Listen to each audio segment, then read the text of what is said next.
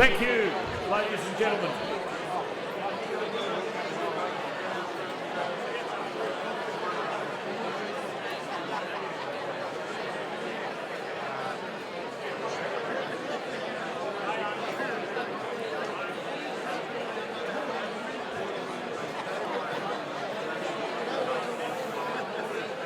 To quote Craig Willis, shh.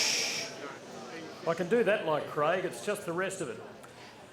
Well, it's time for the response to Rob Sitch's toast to football, and the role of responder has by now forged a strong connection to premiership pedigree. The last 4 responses at this event have been delivered by people associated with 11 flag victories, achieved either before or since they came to this forum. Tonight we reinforce that figure by 3, and who knows, there might be another not too far down the track. As a Brisbane Bears player, Chris Scott was formerly adjudged the rising star of the AFL in 1994. His youthful talents were then tempered during lean years for his club before a mighty unit formed under Lee Matthews. Chris played in 2 premierships, and his playing days eventually done, he embarked on coaching. An apprenticeship at Fremantle led him to landing the big job at Geelong. In his first season at the helm, the Cats won the 2011 flag. Yet Chris Scott is defined by more than premierships won as a player and coach, for both he and his twin brother Brad bring a rare combination of qualities to the coaching table. That combination was best explained in a feature Martin Flanagan wrote about Brad a few years ago. Flanagan disclosed that Chris and Brad's mother, Lynn, had taught them that while people might be impressed by brawn, they were more impressed by a combination of brains and brawn, and how well the twin boys absorbed that message. For each, in his own way, brings unusual eloquence and thoughtfulness to his role as an AFL coach. Not that the brawn side of things has ever been totally compromised. Both on and off the field, their brains, their brawn, their physical and emotional resilience have been admired by all.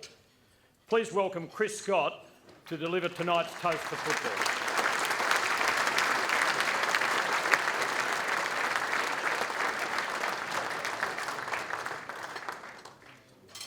Thank you. It really is a privilege to be here tonight to celebrate the various perspectives from which footy can be viewed. Tim Lane's perspective has long been marked with great authority in the way he talks, in the way he writes, and the way he thinks. Such irrefutable logic on 2 topics in particular: the intrusion of illicit drug testing of AFL players and its, at least by many, conflation with the WADA Code. Tim, I've also enjoyed your passion for Tasmanian football, its heritage and its right to its equal and fair share in the AFL landscape.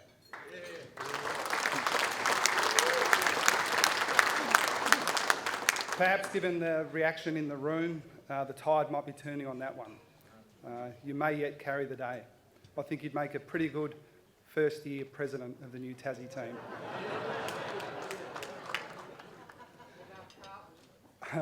And that simple yet complex view of the fan, presented so brilliantly by Rob Sitch. I've actually been a big fan of Rob's for a long time. In fact, every time I see Jeff Kennett on the TV, I can't help thinking of Rob's Jeff. Which car's yours, Mr. Premier? Mine's the one with the flags on the bonnet. I don't do it quite as well, Rob, but I love it. The fabric of the fan. We all came to the game and we all find the game in our own way. Some are born into suburban dynasties, blue bloods in a lineage stretching back to the dawn of football time. On such a legacy, Lou Richards built a legend. Others are born in foreign lands with no concept of Aussie rules, but somehow the game finds them. Jim Stein stands immortal in bronze out that window as testament to such journeys. For most of us, though, the origin of devotion is more humble. twin boys in a family not naturally geared towards footy, huddled around the wireless in a shared Donvale bedroom, the fortune of the Hawks, the subject of Saturday afternoon obsession, along with the relentless counting of Dunstall's goals. And as most in the room will attest, once the game gets you in its claws, it's a grip that never really relents. It surrounds us and it penetrates us. It binds us together. And for those of us of this persuasion, it might be viewed as the 7 ages of football. It begins with the awakening. The kids kicking the rolled up socks around the house, driving mum crazy trying to snap the makeshift footy through the doorway. As the radio provides the soundtrack, the boys imagine and attempt to emulate what in their mind's eye the players are enacting on those near mythical fields. And then watching the replay that night and thinking, that's not how it happened. The critical eye of a 6-year-old. Then football becomes real. The love of playing your first organised game. Footy replaces athletics. The team aspect is alluring. Second, perhaps only to the contact. By the standards of our peers, we're late to the game. We didn't have Dad kicking the ball to us. We hadn't been playing in the under-7s. So there are rough edges. While neither of us is ever the most skillful, we probably compensate by being the most competitive. And even mums, who thought there was less chance of being hurt playing tennis or running, finds a competitive streak as her boys have an aptitude. Ambition forged on the oval at Glendalough, plainly visible from the freeway below. It felt huge back then. Now I see it and I reckon I could kick the whole field. School footy is the second age. A jumper that you'll always feel connected to as it reflects your football upbringing. A time when you play school footy on Saturday, club footy on Sunday, and never once thinking I was sore from the previous day. Club footy was enjoyable, but you'd only see those boys once a week. Rep footy brought together boys from all quarters, but with school footy, you'd play with your best mates, and that made it all the more serious. It was a time when a teacher coached the first 18, different to now.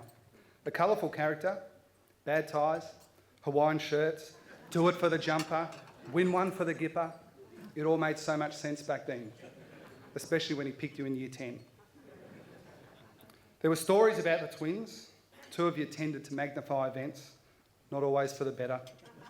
Those stories grew legs. No one ever stopped to check the facts. It was like William Wallace killing 10 men, William Wallace killing 50 men. 50, if it were one. But we played school footy for keeps. There's no doubt about that. The nostalgia will always make you smile. The Friday afternoon at Scotch. St Kevin's had won a spiteful encounter. There was some pushing and shoving after the final siren. And suddenly the whole student body was coming down the hill in red blazers. 18 versus 5,000. Not what you'd ever expect at private school level now, but when you're 16, you think you're bulletproof. I still think we're a chance.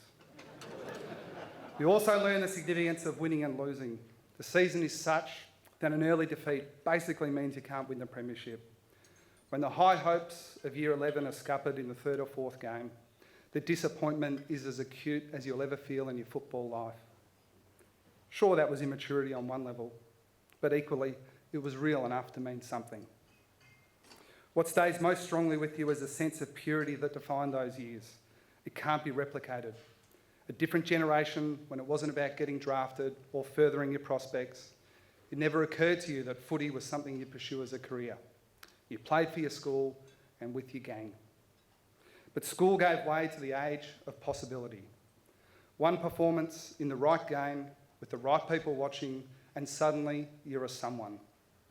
There are doubtless those who carefully plot their careers and work relentlessly to make that a reality. The mortals rely on sliding doors. Right place, right time, coincidence and dumb luck. You go to the Teal Cup Grand Final at Footy Park as a relatively innocuous member of the Victorian team. You leave a draft prospect. You'd never considered not playing Year 12 at school with Skevs, and even at the draft you don't know if you're being selected. And then you're transplanted to Brisbane. Everyone around you agrees it's too good an opportunity to pass up. The transition has its moments. You're the only new boy at the school. and there's no room in the boarding house for the Year 12, so you share with the Year 10s. Meal times clashes with training. Every second weekend you're on the road. You're a novelty, but not one that anyone understands. At the club though, it feels like home, with a bunch of young players getting opportunities before their time. On day one you make a tackle and get a free kick. There's no way it was holding the ball, so you figure the umpire was looking after the first gamer. 11 or 12 touches seems like a good day.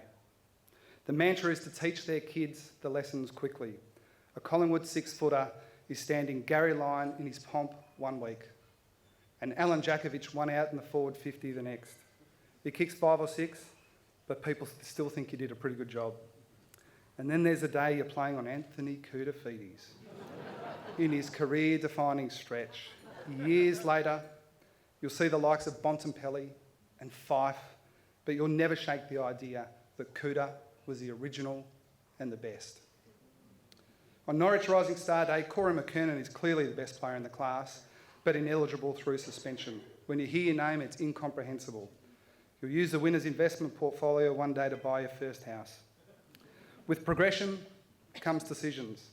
The twins decide they want to play together. Despite the shared dream, it's not an easy decision. In different states, each liked having his own identity. It was a novelty to be apart. But the pull of footy proves too strong. One convinces the other to come to Brisbane as he's sure it'll work out with the talent that's been assembled. Their first year reunited, the team finishes dead last. There's a certain doubt that tests the bond. The light bulb moment is the arrival of the great Lee Matthews, the best player in the best team that we also barracked for. An iconic figure that didn't rely on his authority or standing in the game to influence people. It wasn't even the technical football stuff. It was just that he made sense in everything he said. He was able to explain not only what needed to be done, but why it needed to be done. Today it's coaching 101, but it wasn't back then. It led to the peak. It's amazing how much sense it makes when you start winning. The age when you figure out what it takes and what your part in it should be. You accept that you need to play a little bit on the edge, maybe more than a little bit.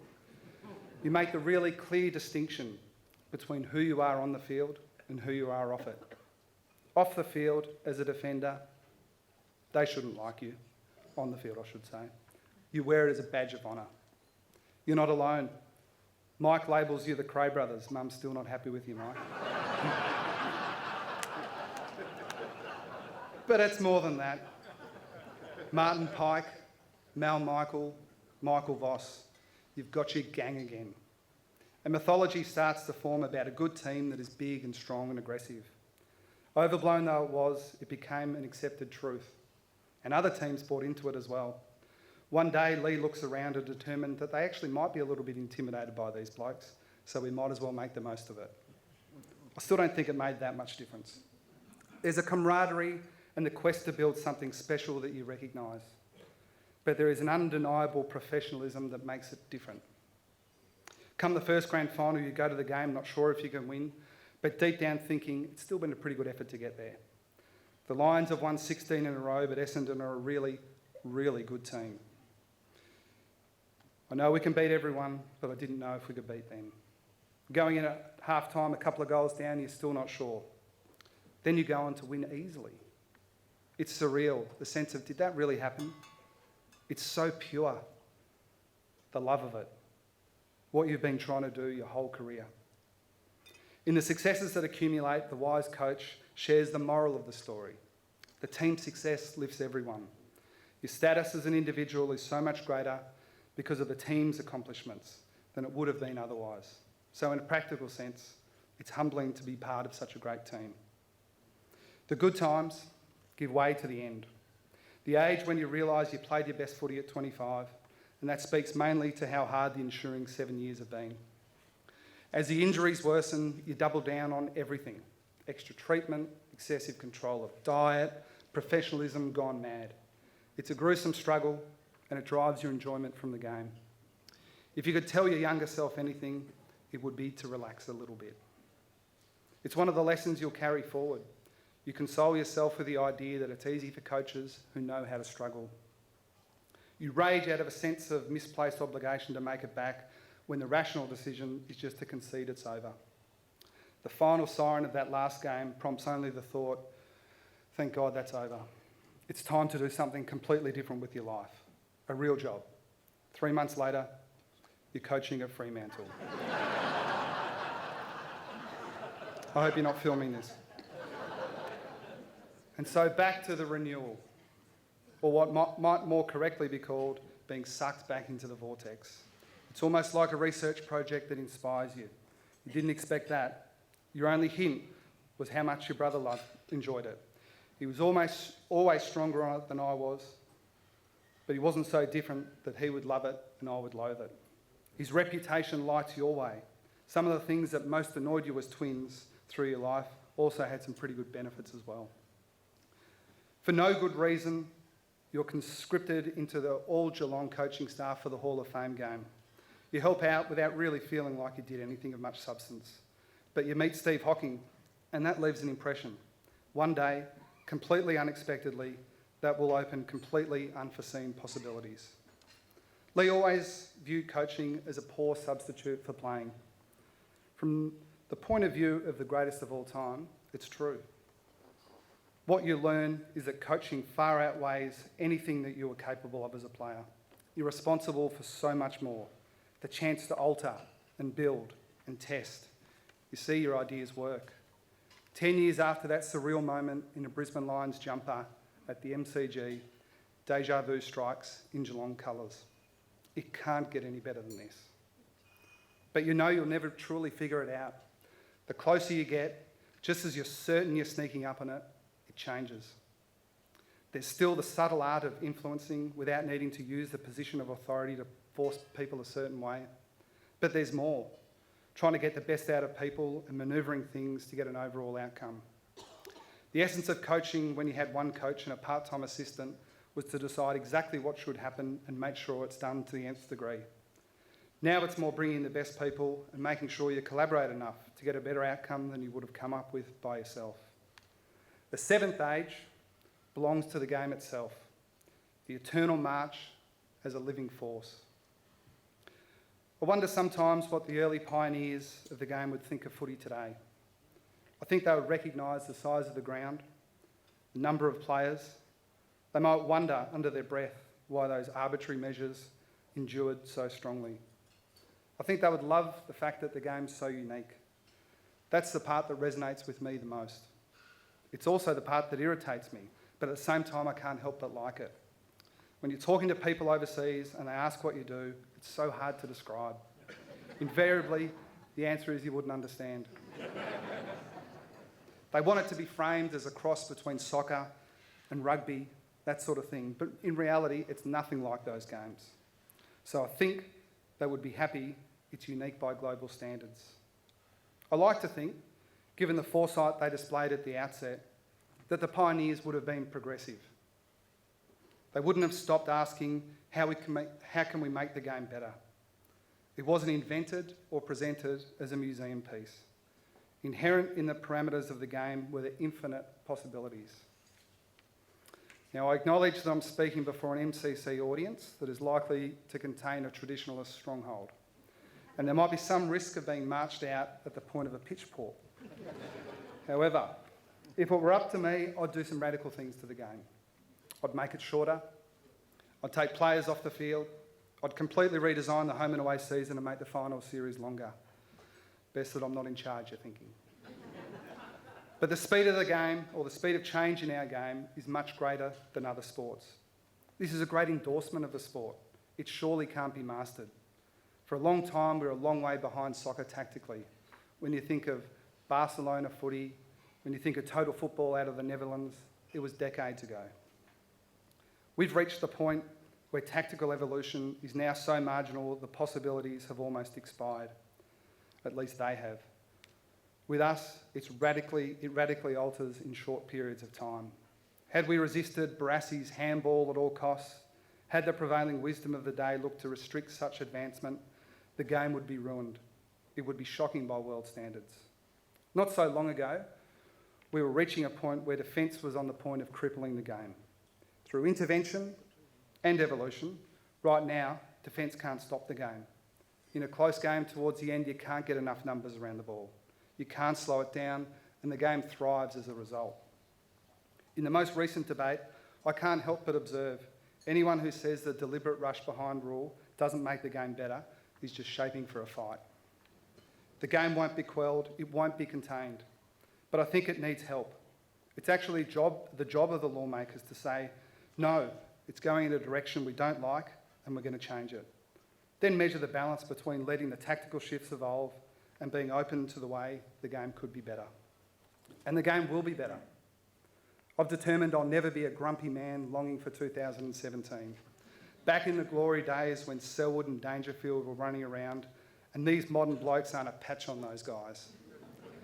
As for the game's place in the imagination of boys in the suburbs experiencing the age of awakening, I think it entrances them even more. The accessibility and sophistication makes the game's heroes giants. The one inhibitor I feel is a tendency to default to the negative, to fill the quota of outrage before rejoicing in the splendour of the game. The close to home example is the negativity surrounding the phenomenon dubbed Dangerwood. I was so slow on the uptake. I can't believe I missed the trick. I should have said right from the start, how good is this? How lucky are we? Problem? What problem? The artistry, the power, the excitement of two champions running in tandem. As soon as you say that, the questions stop. Can we just stop and remind ourselves how lucky we are to be a part of it?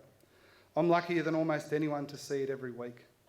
I can rationalise the emotional release in the coach's box when I carry on like a pork chop when Dangerfield threads one from the boundary. You can review it, you can scrutinise it, you can study it. But in the end, I'm just a fan, out of seat. That's how good the game can be. In a bedroom in Donvale, little boys will have heard that moment sneakily listening to the radio when they should have been asleep.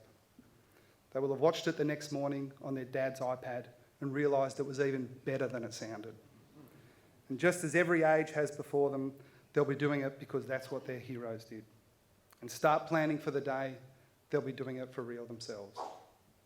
Thank you.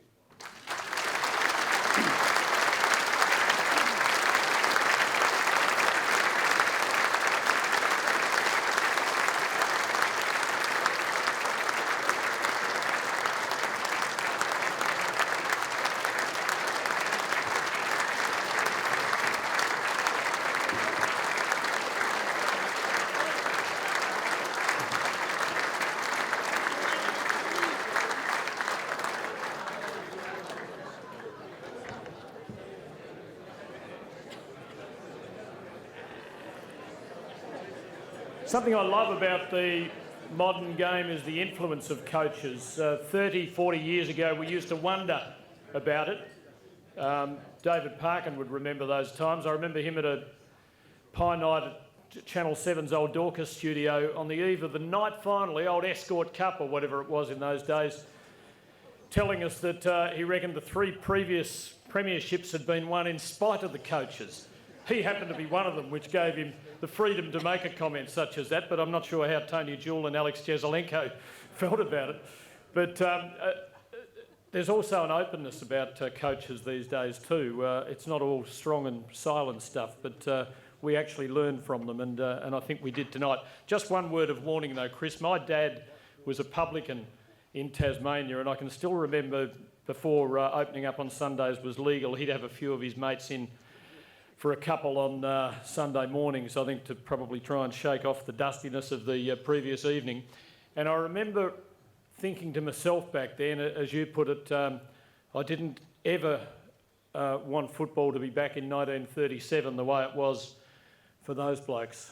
And I got a horrible feeling that these days people think I want it to be back in 67. So be careful. I'd like to invite Stephen Smith, the president of the Melbourne Cricket Club, to come forward and speak to you and to speak of our guests.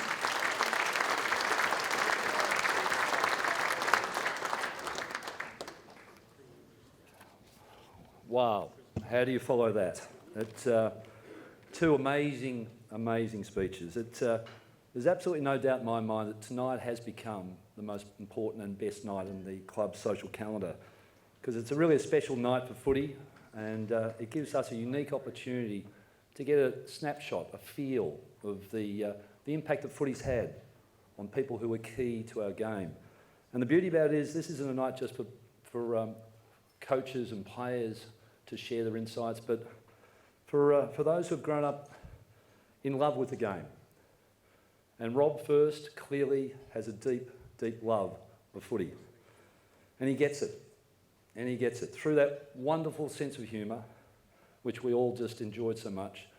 He got the absolute essence of what it is that we love about football. As he was chatting away about his dad, I was thinking about the times I used to go with my dad to the footy. We'd go out to Carlton on the terrace out there, and I'd be on a little stool watching the footy and waiting for the big fat bloke with the Hessian bag full of nuts to come round. As he used to wind his way through the crowded terrace, and I'd get my packet of peanuts, and at half time I'd slide down the hill at the back to get a jam donut, have a kick with some of the other kids down the back. And I used to love going to footy, and it was, like Rob said, in the early Saturday morning I was saying, "Dad, is it time to go yet?" Because I just loved going to footy with my dad. So thank you, Rob, for sort of taking me back to the days when I loved my footy as a kid. It was a very special time in my life, and it's interesting, I spoke to Charles about your dad. I didn't realise he actually was such a talent, and it was a pretty amazing time in those late 30s. He did tell me, unfortunately, that none of the footy genes did come down to either of the four sons, but the backyard footy matches were fairly intense, although Charles does assure me he had you covered every time he played against you. But thank you again for sharing your insights, Rob. It really did, I think, affect a lot of us in the room. I know it did me. So, and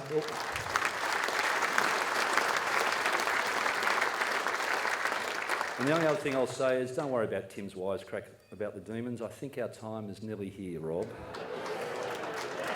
after many, many years. Chris, I think it's fair to say that I think every footy supporter respects and admires what Chris has done in his time at Geelong Footy Club. Chris has got a certain directness about him, an openness, that sometimes you just put down to simply being brutally honest. But that's one of his great strengths. His public comments are normally measured, thoughtful, intelligent, although some might disagree with that after the last few days when he's protecting his full forward down on recent charges. But the fact is, Chris has always been prepared to speak his mind. And that's, for a lot of us, and I know for me it is, it's very refreshing to hear that directness. And you can see why he's been so successful. He's such an impressive individual. You know, I almost scribbled down notes. He's almost like a modern Ron Barassi. Barassi was always known as a great motivator. Well, I'll tell you what, Chris had me going there for a moment in a much more modern style, because he can actually, again, you could feel the love of the game, the intellect. He's so incisive, he's so innovative. You can tell why players want to play for him, because he just has that great ability to be brutally honest, but embrace you. And again, I have absolutely no doubt that your mum must be so proud to get that right, to show that you've got extraordinary intellect and understanding of the game, and you still haven't lost that aggression, which we can feel in every word that you say. So again, thank you, Chris, for everything tonight. You have done a great job.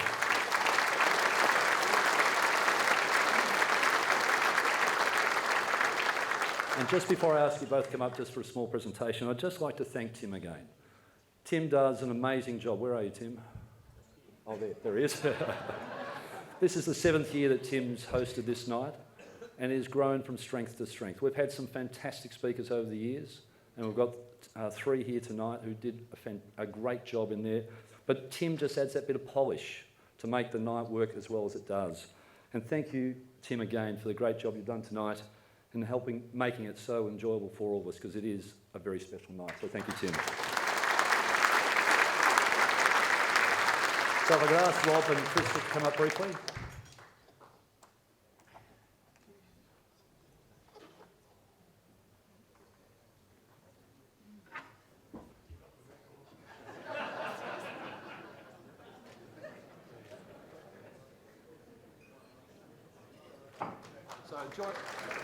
Thank you.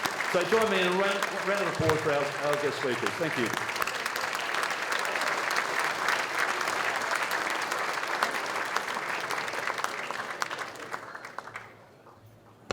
The formalities are done, ladies and gentlemen. You can be as informal as you like between now and, according to my rundown, 11:45. Dessert and coffee to come. Thank you for being here. Good night.